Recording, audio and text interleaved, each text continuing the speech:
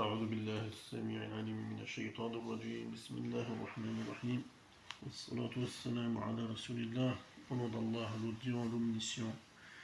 Nous lui demandons sa protection contre Satan le lapidé.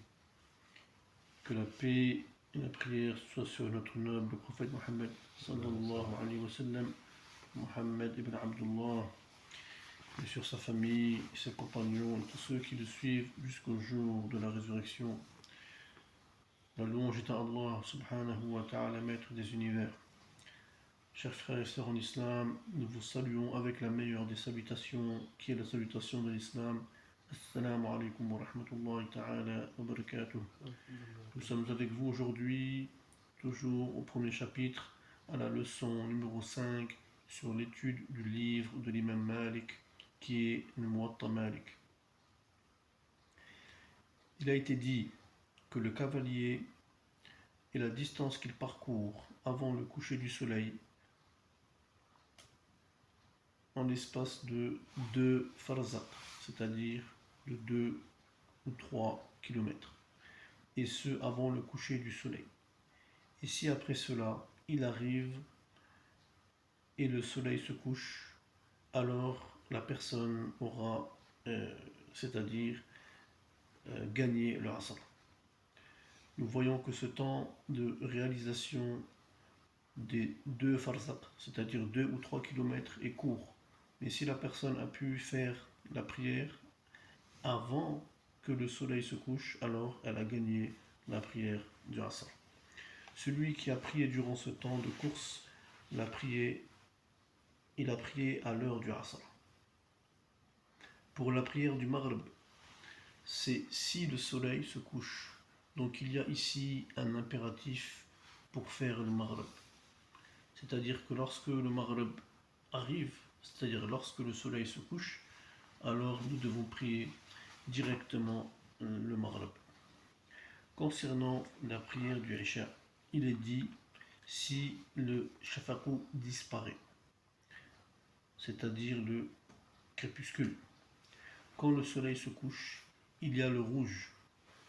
Donc c'est après son départ, quand le rouge disparaît, quand la couleur rouge disparaît, la lueur rouge disparaît, quand le crépuscule disparaît, c'est là que nous pouvons prier le isha.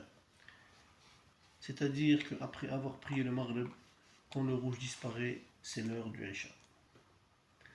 La première heure du isha est de salat isha jusqu'à minuit.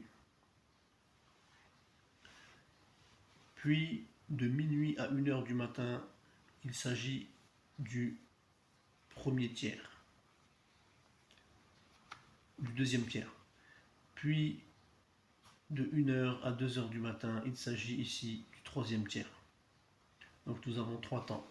La première heure de Isha jusqu'à minuit, puis de minuit jusqu'à 1h du matin environ, puis à partir de 1h du matin jusqu'à 2h du matin.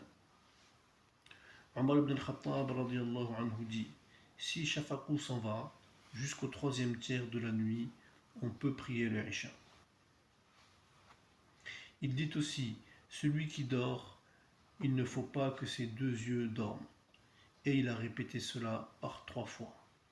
C'est pourquoi les savants nous disent que le meilleur enseignant est celui qui répète les choses par 3 fois pour ses élèves, à 3 reprises, de manière à ce que chacun comprenne. S'il n'a pas compris la première fois, peut-être qu'il comprendra à la 2e reprise. Et s'il n'a pas compris à la 2e reprise, peut-être qu'il va comprendre à la 3e répétition. Ici, Omar ibn al-Khattab a parlé avec une sagesse, une hikmah. Il ne faut pas que ses 2 yeux dorment. Il y a effectivement des gens qui ne dorment pas rapidement. Donc, ce qu'il veut dire, il parle des gens. Aujourd'hui, on voit des gens qui sont devant les réseaux sociaux, devant la télévision, devant les ordinateurs, les téléphones, etc. Celui-là peut effectivement attendre le Isha pour prier. Il peut prier à minuit. Par contre, celui qui dort et va se lever tôt pour aller travailler, alors non, celui-là n'est pas dans le même cas. Celui-là n'est pas concerné. Lui va prier dans le premier temps. Donc ici, le Isha au troisième tiers de la nuit, ça parle aussi de ces personnes-là qui peuvent attendre pour prier. Il a dit, quant à la prière de Subh, vous le faites quand les étoiles sont apparentes et croisées, rassemblées, et se croisent et sont rassemblées.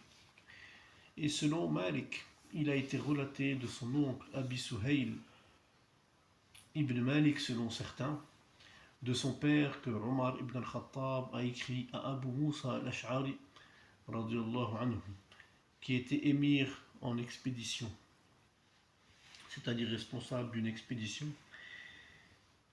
Et il lui a dit donc qu'il n'a qu'à prier le Dhuhr si le soleil s'est incliné, et n'a qu'à prier le Asr quand le soleil est blanc, éclairci, net, c'est-à-dire sans nuages, et avant que le soleil jaunisse, ne devienne jaune. Ici, Omar ibn al-Khattab a donné les premières heures, alors qu'il avait aussi auparavant donné les deux horaires, les deux possibilités, la première heure et la deuxième heure de prière. Et il n'a qu'à retarder le Isha tant qu'il ne dorme pas. Voici ce qu'il a dit dans ses instructions. Et ils n'ont qu'à prier le Subh et quand les étoiles sont transparentes, panachées. Et il n'a qu'à lire 2 sourates longues parmi les Mufassal. Ici, nous disons que le Coran, c'est-à-dire le Coran, est divisé en 3 parties.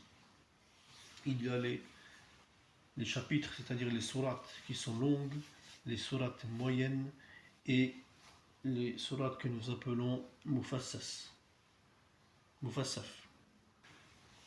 Le Coran est divisé en 3 parties.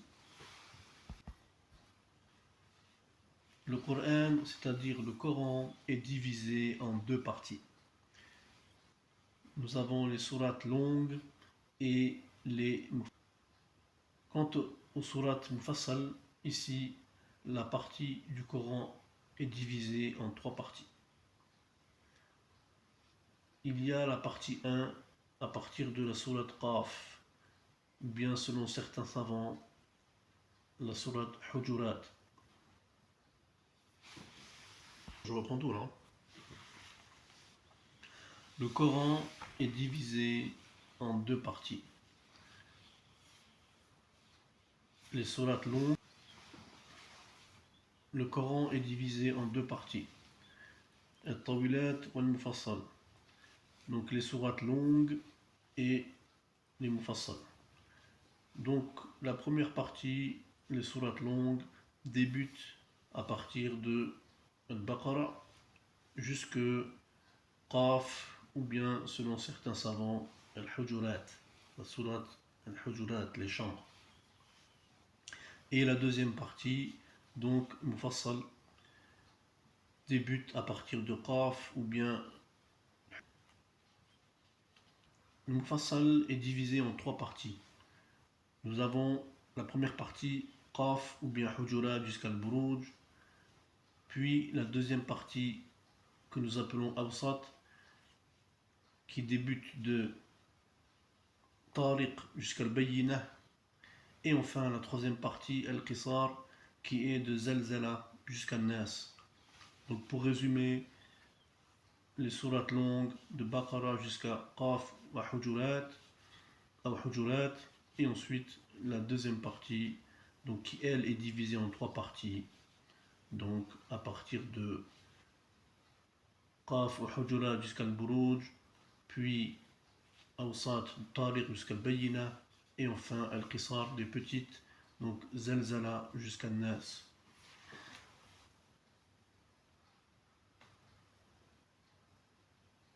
Donc c'est comme cela que Abu Musa al-Ash'ari a été conseillé par Omar ibn al-Khattab sur la récitation dans les prières, dans la prière de Subh notamment. Nous demandons à Allah subhanahu wa ta'ala de nous donner la bonne compréhension et la bonne application qui nous permettent de pratiquer et de transmettre comme il se doit. وصلى الله على رسول الكريم السلام عليكم ورحمة الله تعالى وبركاته